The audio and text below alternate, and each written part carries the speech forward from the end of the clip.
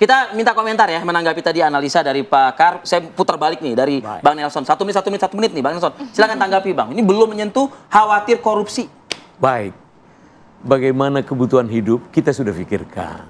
Artinya sektor-sektor apa saja, air minum, pedestrian, perumahan, kalau tidak semodel apartemen.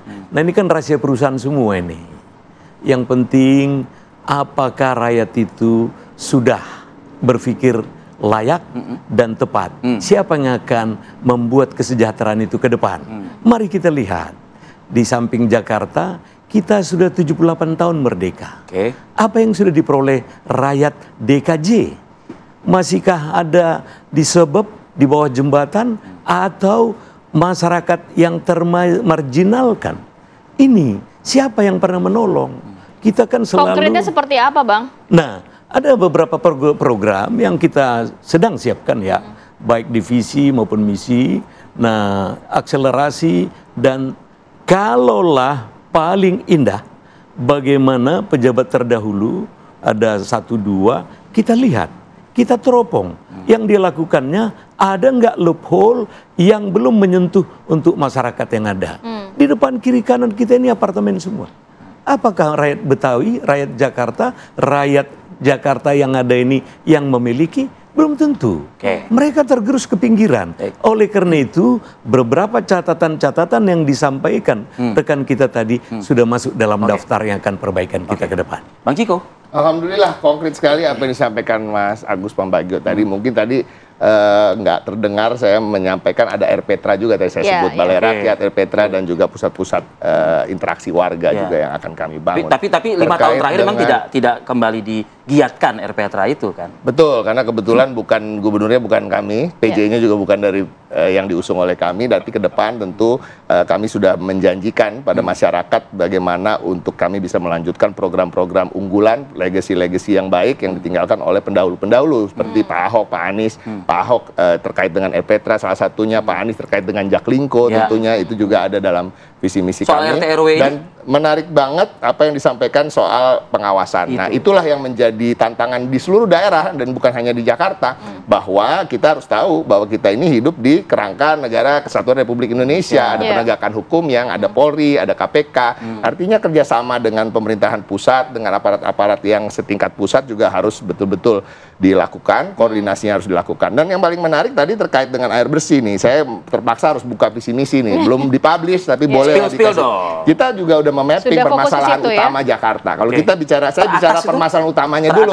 Artinya nomor 1 polusi, kemacetan, akses air bersih dan perpipaan. Itu juga akan menjadi prioritas kami. Ada banjir, rob dan genangan, kebakaran, ketenaga kerjaan, kaum miskin kota yang ada 500 juta jumlahnya di Jakarta. Bayangin di Pondok Indah itu di Kebayoran Baru itu ternyata miskin kotanya totalnya di kawasan-kawasan elit itu separuh dari 500.000. Ada cuma 240.000 miskin kota. Nah kalau kita bicara soal yang lebih spesifik yang sekarang lagi sering disebut-sebut kampung bayam, kampung akuarium, itu hal-hal juga yang kami akan pikirkan, di mana nanti hunian mereka tidak boleh jauh dari tingkat tempat berkegiatan. Kenapa? Karena transportasi juga ada biaya, waktu adalah uang juga kalau mereka membuang waktu. Setuju dong kebijakannya Ridwan Kamil Suswoyo? Nggak bisa gini, semua kebijakan termasuk dengan Pak Pongrekun pasti gini, pasti ada kesamaan-kesamaan. Tidak mungkin nggak ada, ya kan? Karena kita bicara soal tata kota, kita bicara soal master plan gitu. Tapi mungkin cara mengadresnya, ya cara mengattack permasalahan dan cara mengawasi juga beda-beda loh.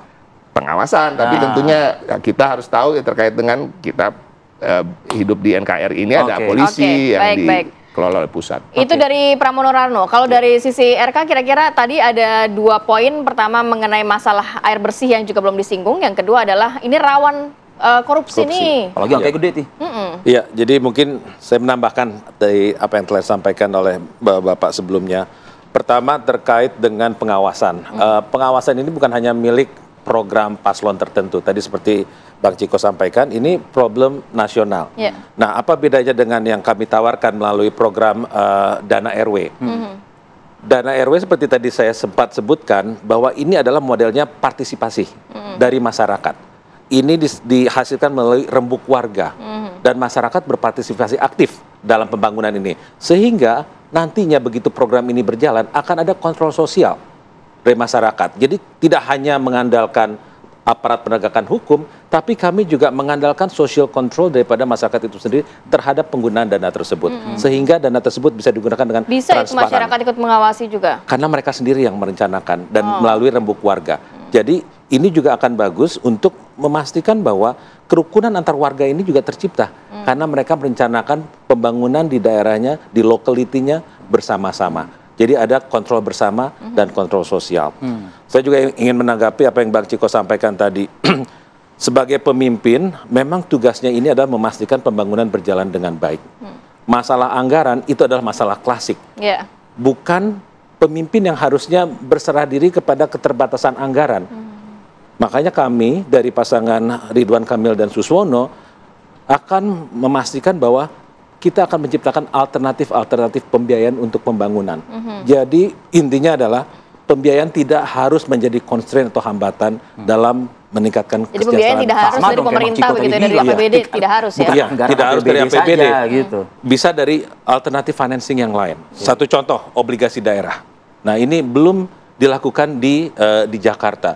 Ini bisa menjadi solusi untuk pembiayaan pembangunan yang tadi Bang Ciko sampaikan bagaimana bisa ini bisa dilakukan. Ya, ya. Sangat bisa selama pemimpinnya kreatif dan penuh inovasi. Makanya tagline kami adalah Jakarta Baru, Jakarta Maju yang penuh dengan inovasi. Oke. Baik, kita jeda lagi yuk. Ya. Nanti kita akan kembali dengan ulasan yang lebih seru lagi ya. Tetaplah bersama kami. Mas Agus, kalau Anda melihat Mas dari analisa kebijakan publik Mas, seberapa sih Mas persentase kemungkinan barang-barang ini semua goal gitu secara optimal, maksimal, janji manis, visi misi ini begitu loh. Nanti dijalankan oleh mereka yang akan menang dalam kontestasi pilkada ini. Gini, janji politik itu kan tidak wajib dilaksanakan, tetapi secara sosial harus dilaksanakan. Nah, sekarang yang penting dia bisa sukses kalau ada pengawasan dan penegakan hukum. Itu saja. Masyarakat tuh ikut saja kok. Apalagi kalau kita bahas masalah menengah ke bawah. Kemiskinan kota kita di DKJ meningkat ketika ojol itu didiamkan oleh pemerintah. Padahal itu kan bukan lapangan pekerjaan. Itu adalah proses pemiskinan kota dan sekarang terjadi. Dan ini harus dipikirkan kalau tadi kita bicara pemiskinan kota. Jadi sekali lagi, ini semua bisa sukses pasti ketika pengawasan atau data sebelumnya. Data kemiskinan harus jelas. Ini baik undang-undang ada di Bappenas, sudah satu data Indonesia, tapi tidak muncul-muncul sampai hari ini. Lalu yang dipakai datanya Kemensos. Oke saja, yang penting data itu harus akurat, kemudian juga tadi pengawasan dan penegakan hukum. Tanpa tiga itu mustahil pergerakan atau program untuk masyarakat menengah bawah itu bisa berjalan dengan baik.